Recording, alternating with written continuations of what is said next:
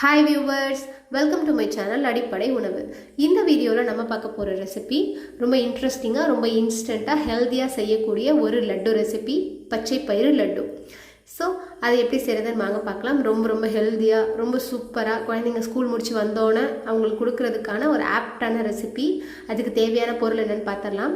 பச்சை பயிரை நான் ஒரு ஹாட் வாட்டரில் 2 hours ஊற வச்சுட்டு இந்த மாதிரி ஒரு ஹாஃப் பாயில்டாக வேக வச்சு எடுத்து வச்சுருக்கேன்.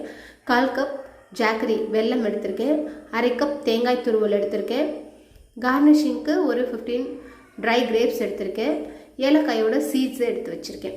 ஸோ இவ்வளோ தான் தேவையான பொருள். ஸோ இதை வச்சுட்டு ரொம்ப குயிக்காக நீங்கள் இதை பச்சை பயிரை மட்டும் ஊற வச்சுருந்தீங்க அப்படின்னா ஒரு மேக்ஸிமம் 10 minutesல இதை ரெடி பண்ணி நீங்கள் வச்சிடலாம். குழந்தைங்களுக்கு கொடுத்து அவங்களுக்கும் ஹெல்த்தாக கொடுத்த ஒரு ஸ்நாக்காக இருக்கும் இது. ஸோ நான் இந்த ஜாக்கரியை எவ்வளோ கம்மியாக முடியுமோ அவ்வளோ கம்மியாக தண்ணி விட்டு இந்த ஏலக்காய் சீட்ஸையும் சேர்த்து இதை மெல்ட் பண்ணி வச்சுக்குவோம். ஜஸ்ட் இது கரைஞ்சால் மட்டும் போதும். ஸோ மெல்ட் பண்ணிவிட்டு இதை ரெடியாக எடுத்து வச்சுப்போம். நான் இப்போ இந்த பச்சை பயிரை மிக்ஸி ஜாரில் போட்டு இந்த மாதிரி அரைச்சி எடுத்திருக்கேன். ஸோ பல்ஸ் கொடுத்துடுங்க, ரொம்ப மாவு மாதிரி அரைச்சிடாதீங்க, அப்போ நமக்கு அது நல்லா இருக்காது உருண்டை. அதனால் இந்த மாதிரி அரைச்சி எடுத்துக்கோங்க. ஸோ இதை நான் ஒரு பாத்திரத்துக்கு மாற்றிட்டேன். அதுக்கப்புறம் நம்ம தேங்காய் துருவலை இதில் சேர்த்துடலாம்.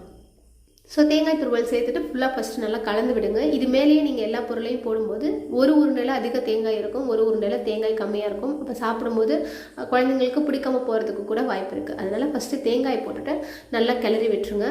கிளறினதுக்கப்புறமா நம்ம கொஞ்சம் கொஞ்சமாக நம்மளோட ஜாக்கரி சிரப்பை சேர்த்துக்கலாம்.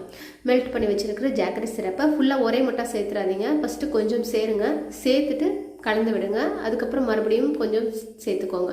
உங்களுக்கு ஸ்வீட் எவ்வளோ தேவையோ அவ்வளோ ஜாக்கரி சிரப் சேர்த்துக்கோங்க. ஸோ நான் இப்போ சொல்லியிருக்கிற அளவு ஒரு ரீசனபிளான ஸ்வீட்டாக இருக்கும், ஸ்வீட்னஸ் இருக்கும்.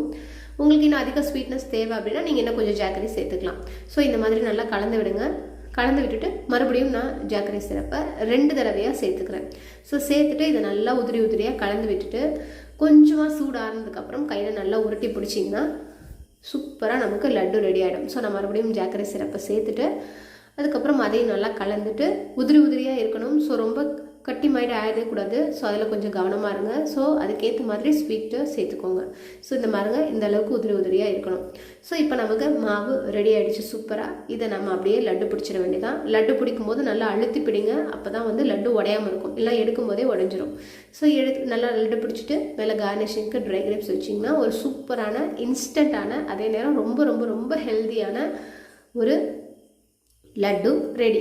ஸோ கடையில் வாங்குறத விட ரொம்ப டேஸ்டியாக ரொம்ப சூப்பராக இருந்தது. ஸோ கண்டிப்பாக நீங்களும் ட்ரை பண்ணி பாருங்கள், குழந்தைங்களுக்கும் கொடுங்க.